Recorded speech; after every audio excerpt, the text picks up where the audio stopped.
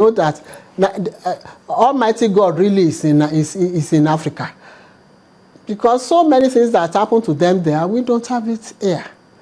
You will travel out, or even if you don't travel out, you Google or you put on Al Jazeera, you see so many hurricanes, you have these, so many disadvantaged nature in the other in other continents that doesn't arise here at all. So we thank God for all this, and we know that in about, let's say, 15 years, Africa will be the highest in the whole world. You know, as you have pointed out, Africa is truly blessed in terms of natural resources, human resources, good weather, land, big expanse of land. But what is holding us back as a people, in your opinion? Why is Africa still where it is? I think our problem is being selfish. Majority of us are so selfish. If we have selfless people, we don't have any problem. When you go out there and you discover that out of 20 medical experts, you have 15 that are Africans. So why can't they come back and develop the continent themselves? Nobody is going to do it for us. We are the people that we develop it ourselves. So I think the only thing I see is issue of lack of selflessness. You have undertaken several trade missions to Nigeria and with Dutch investors, and you have hosted 2 investment fora in the Netherlands. How well is this going? Oh, we thank God. It has been done several times, and definitely there is none that is jamboree. While I presented my letter of accreditation, immediately two months after the presentation of the letter to Queen Beatrix of Netherlands, I brought Dutch investors to Nigeria. By then, our present president, Dr. Goodluck Ebele Jonathan, was the vice president. He welcomed us at the State House, and there were so many MOUs signed, deeds were signed, people partnered with each other because of NIPC was there to welcome us. I really appreciate the issue of the one-stop shop of NIPC then, which showcased Nigeria in a big way. They told the investors that they can open their companies within one day. And there is no long channel, there is no 419. You come straight there, they get everything done for you, you get your certificate. In fact, it was a good thing. When I came in, I was so proud of Nigeria. And immediately after that, so many states, because so many governors came to meet us in Abuja, and about 5 states went with some investors, and they later linked themselves with each other. And on the long run, they came to my embassy for visa to come back to Nigeria. They are still there, fortunately. So how much investment in dollar terms have these efforts generated? I know Netherlands is the, I think, second largest market of Nigeria, because they actually came into Nigeria long ago, over 100 years ago, like Lever Brothers, which is now Unilever, came over 100 years ago, followed by KLM. I knew about PicMic while I was in nursery school. That is freelance campaigner of today. And before you know about Shell. Shell came just well before independence. That's about 60 years. And looking at all this, you will discover that they can't leave Nigeria again.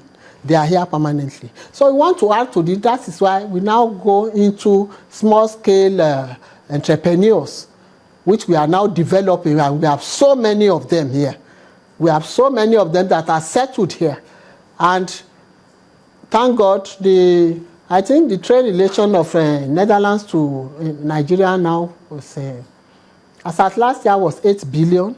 And I was here last year with the Minister of State or Foreign Trade, who declared to our Minister of Foreign Affairs, that they want to double that, which which will mean about 16 billion here.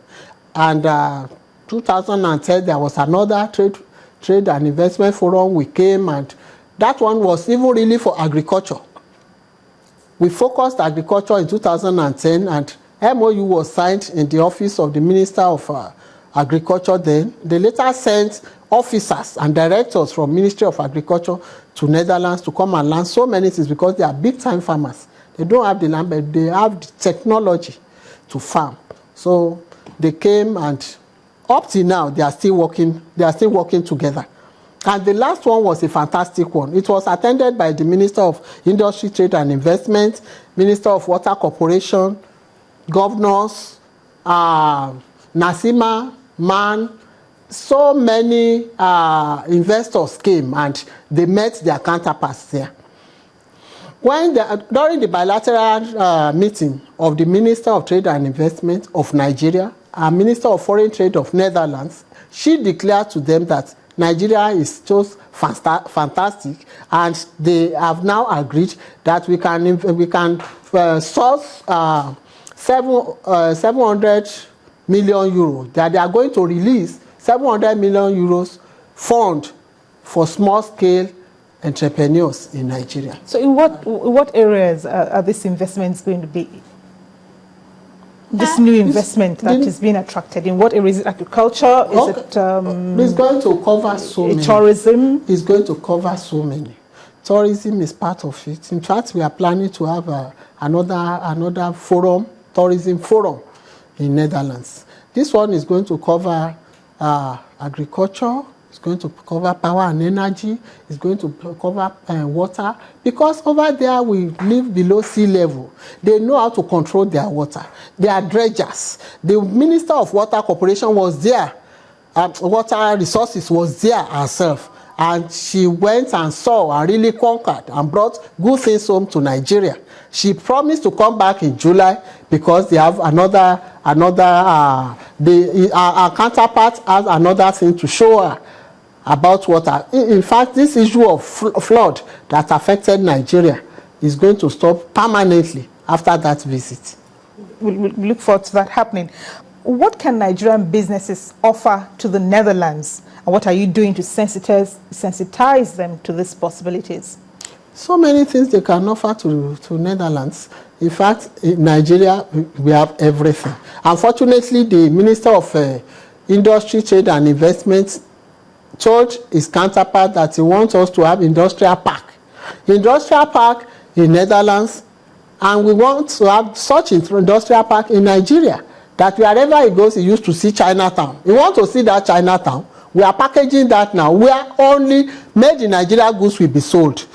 And he said he's going to allow about, I think, 17 cargo hubs to be flying Netherlands. So wherever you want to go, you want to send there, we'll be there within some hours, fresh. So, and apart from this, we have so many Nigerians that are keyed into what they are doing there, and so many investors from Netherlands have keyed it into what we are doing here. In fact, we are looking at solid minerals, things we don't look at all. We have everything here. We have gold, we have iron ore, we have coal, so many other things that we didn't even look at, because this is the time to diversify from the era of oil boom to other things, other resources we have, so that Nigeria will keep on moving. So those things that the Dutch require are what exactly? So that Nigerians can look at it and say, okay, that's an opportunity. That's a business opportunity for me to get into. Yes. What is it that the Dutch require that Nigerians can? So many things. You know, apart from Shell, I don't want to talk about oil. We have that. But they require palm oil. From Nigeria, we have it. They require all these solid minerals I mentioned are the things they want so seriously. And they even want to come and farm here. They want to come to give us social housing. They want to come and manage our water. So many things they require that we have in Nigeria. In fact, I think they are uncountable. So that young entrepreneur watching this program who has